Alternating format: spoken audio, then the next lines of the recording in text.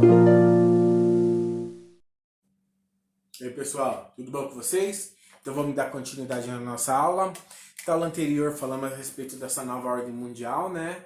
Hoje vamos falar aí sobre a globalização, tá? Quando falamos em globalização, temos que dividir ela em 4 fases, tá? A primeira fase, do século XV, a Revolução Industrial. O exemplo disso daí é a questão lá das grandes navegações, né? A questão das trocas de mercadoria assim por diante. Segunda fase, da Revolução Industrial à Segunda Guerra Mundial.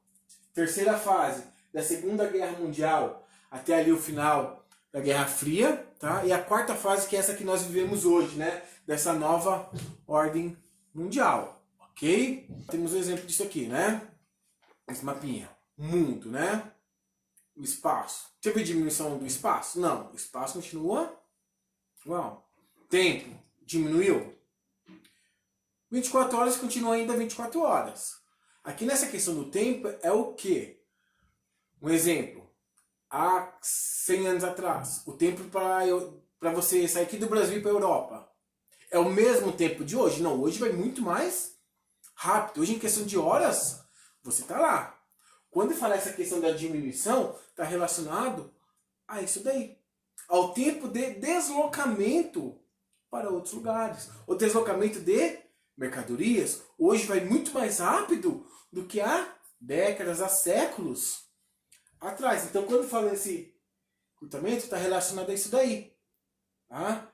Não é que o mundo diminuiu, e nem o tempo, mas o tempo de deslocamento de pessoas, de mercadorias. Isso sim, isso é uma das características da globalização, devido ao avanço tecnológico também. Então, quando eu falo aqui da globalização, ela tem algumas características, né? Algumas delas.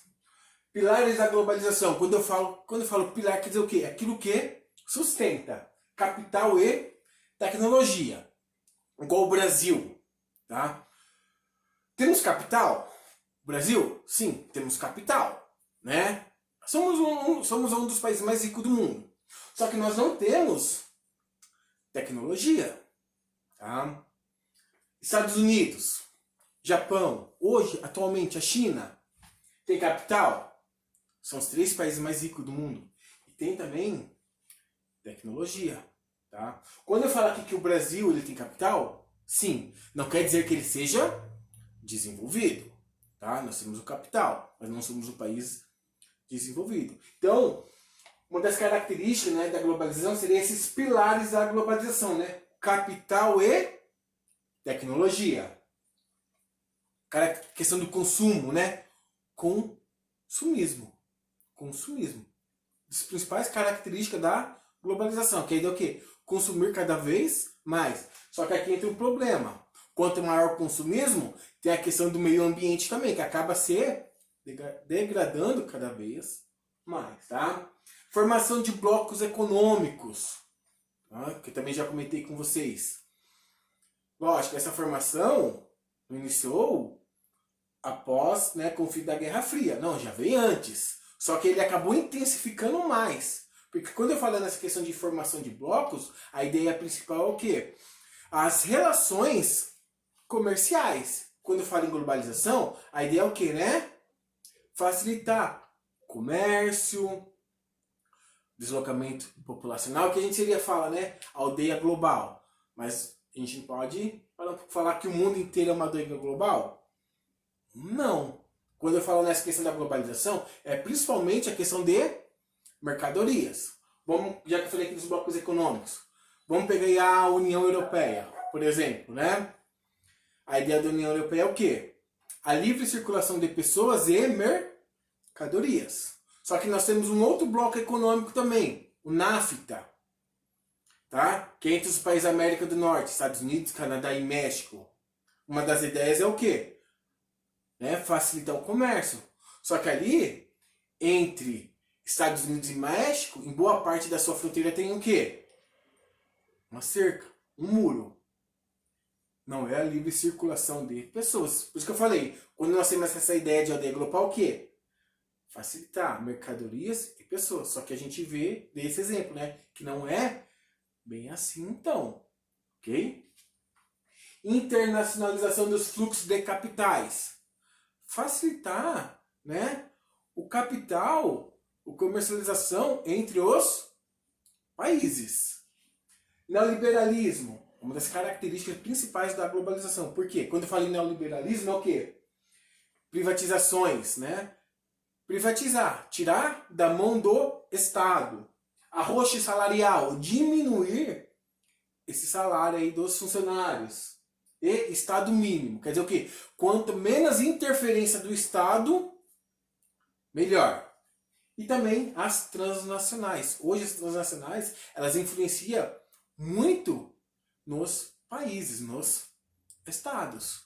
Tá? Por quê? Quando eu falo de uma transnacional, é uma empresa que a gente encontra aí no mundo inteiro. Vamos colocar aí uns exemplos, né? Coca-Cola. Quem que nunca tomou uma Coca?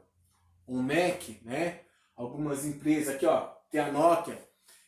Tinha no mercado brasileiro. Saiu agora que está voltando novamente, né, para o mercado brasileiro aí com um novo celular. Então aqui tem alguns exemplos de algumas transnacionais que a gente encontra aí no mundo inteiro. Tá? Quando eu falo dessas transnacionais, tenho que lembrar do quê? Do DIT, né? A Divisão Internacional do Trabalho. O que seria isso? Temos aí as empresas, tá? Essas multinacionais, essas transnacionais. Ela normalmente tem a sua sede num país desenvolvido. Só que hoje em dia, o que acontece? As suas fábricas, então, nos países subdesenvolvidos.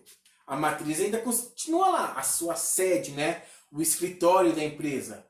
Mas muitas fábricas têm países em subdesenvolvido, ou países em desenvolvimento. Por quê? A mão de obra acaba sendo mais barata.